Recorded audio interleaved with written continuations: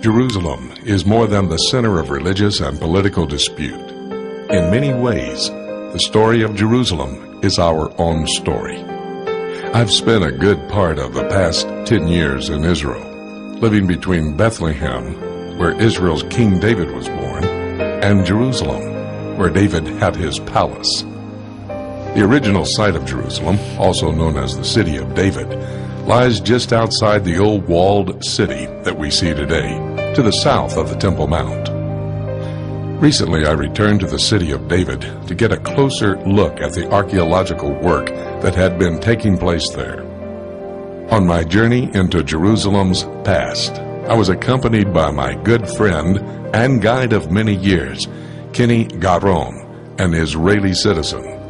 Kenny and I were privileged to be shown around the City of David by Rabbi Yehuda Mali.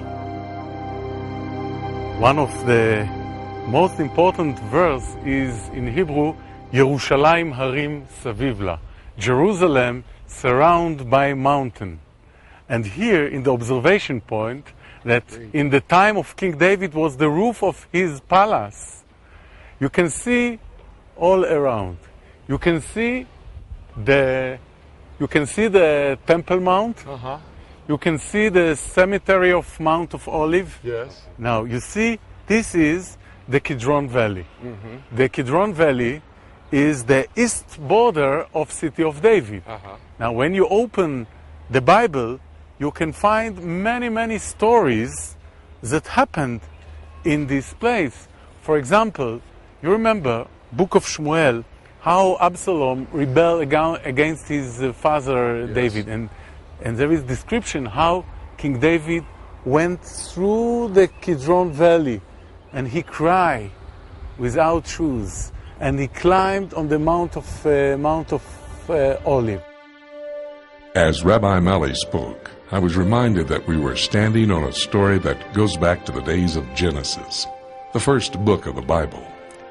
Here in the days of Abraham, and shrouded in mystery, we read of a priest of the Most High God named Melchizedek. According to Genesis, Melchizedek was the king of Salem, an early name for Jerusalem. This king of peace blessed Abraham, gave him bread and wine, and showed us how early this site was linked with the life and peace of God.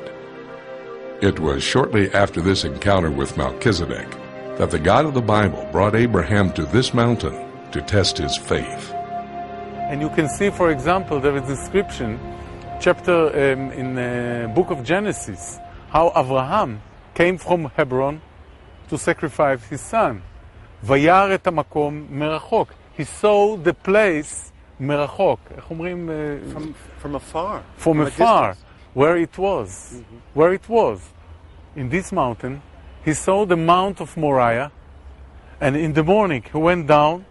I guess that he drank water. Now this is Abraham walking with Isaac. Yes. To Mount Moriah. From Isaac, and he drank water from the holy spring, the Gihon spring, and then he climbed to the Mount of Moriah.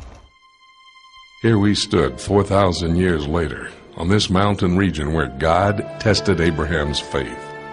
The test was whether Abraham would be willing to surrender anything that God would require of him, even his own son.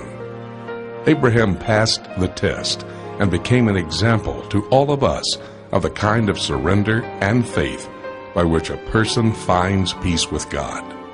According to the Bible, 1,000 years later to this same mountain, God brought David to build a capital for Israel. Then God told David's son Solomon to build a temple here to the Most High God, a place of peace for all nations.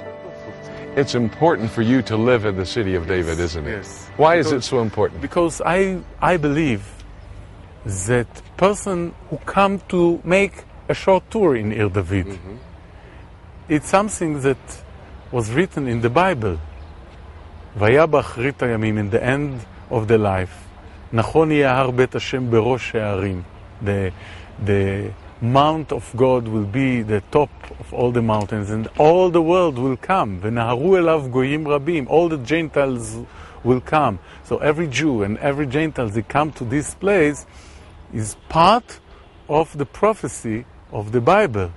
So you can understand that if I said about make tour here, what it means to live here. To live here, it means ונבנתה עיר על תלה. We build our future on our past. Building on the past, Rabbi Mali was quoting an amazing prediction by the prophet Isaiah. Isaiah prophesied that Jerusalem, the Mount of Peace, will one day be the spiritual center to which all the peoples of the earth will be drawn. Now it shall come to pass in the latter days that the mountain of the Lord's house shall be established on the top of the mountains, and shall be exalted above the hills, and all nations shall flow to it. Many people shall come and say, Come and let us go up to the mountain of the Lord, to the house of the God of Jacob. He will teach us his ways, and we shall walk in his paths. For out of Zion shall go forth the law, and the word of the Lord from Jerusalem. He shall judge between the nations, and rebuke many people. They shall beat their swords into plowshares, and their spears into pruning hooks. Nation shall not lift up sword against nation, neither shall they learn war any more. Isaiah chapter 2.